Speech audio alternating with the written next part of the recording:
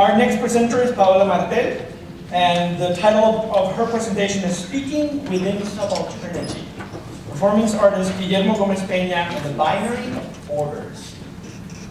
This project investigates three performance art pieces by Mexican performance artist Guillermo Gómez-Peña through a post-colonial discourse.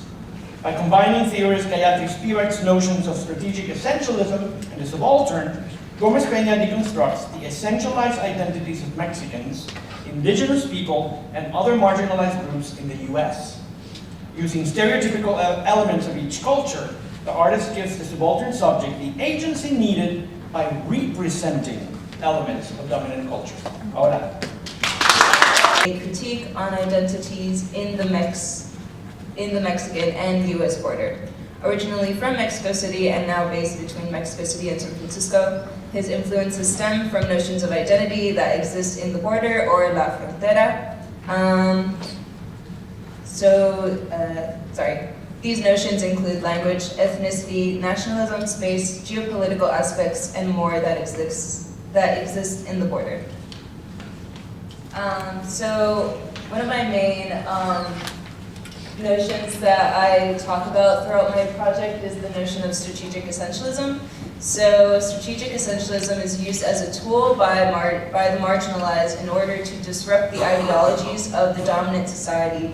It is a form of discourse, activism, and agency. The term provides a movement of agency because it deals with giving the primarily voiceless and essentialized group of people a platform. It serves as a strategy or a tool for minorities. Examining the artist's work through a strategic essentialism lens, Guillermo Gómez-Peña uses this concept in order to give a voice to the identity of minorities, specifically of brown and indigenous people along the border. Part of strategic essentialism, Gómez-Peña uses Homi Bhabha's concept of mimicry. By Bhabha's definition, mimicry is the imitation of the colonizing culture as performed by the colonized. The artist uses colonial discourse as a mask to replicate the ideological view of culture of the indigenous and minority group. Gómez-Peña takes notions of culture and turns them into a hyperbole of themselves as a strategy. The stereotypes of the cultures that Gómez-Peña uses in his art are turned into agency.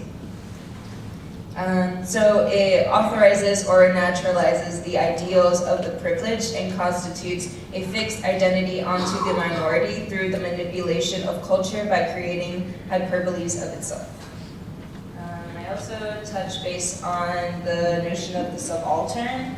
So the subaltern is a subject that is othered and voiceless because of groups of people that hold hierarchies, therefore dominate their marginalized identity.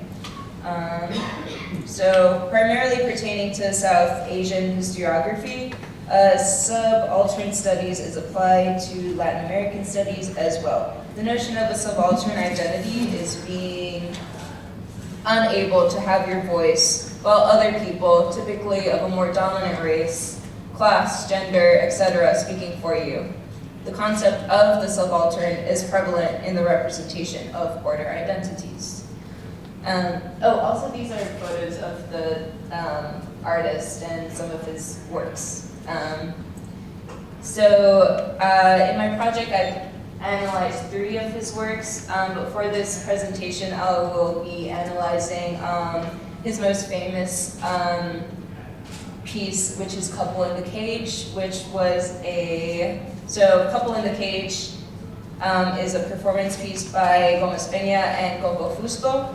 The performance had been displayed in popular museums in the United States, Europe, and Australia for roughly a year. The year 1992, which is when they first started traveling with this piece, marked 500 years since Columbus allegedly discovered the New World. Couple in the Cage is meant to be a critique of the colonization of indigenous people and how people read this kind of representation. In this piece, the artist wore garments that would typically be read as indigenous clothing, such as masks, feathers, a hula skirt that looks straight from a Halloween costume store, while also wearing pieces read as modern clothing, such as glasses and Converse sneakers. So these characters were said to be from a small island off the Gulf of Mexico belonging to the tribe of the Guantanamo people, a made-up tribe that had since been then discovered. The two were displayed in the cage all day, and museum visitors could watch them for as long as they wished. If they wanted to interact with the Guantanamo people, they could pay $1 to feed them a piece of fruit. The visitors were allowed to pay $1 if they wished to see the woman dancing. And the man, which was Gómez-Peña, would tell of his native homeland.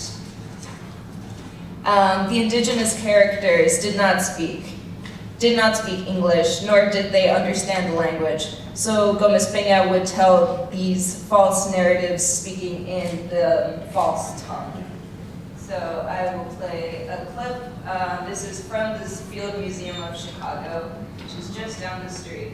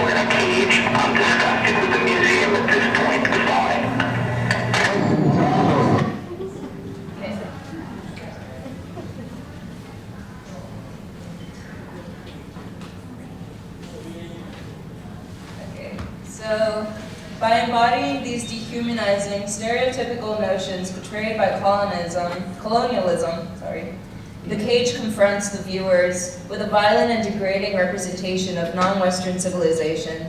In the documentary, there are mixed reactions to the performance, as we saw. It is important to note that the reactions from the people who do believe the performance is real is because not only a lack of conscience, but also because of the space that the act was being performed in. The space of the museum gives authenticity to the act, which makes people easily believe that this is a real exhibit with real people from a real undiscovered tribe. The artist uses the space's authenticity as they incarnate essentialist aspects of the indigenous by using essentialist notions in a space where these aspects of the other are shown in an exploitative art form. Through performance art,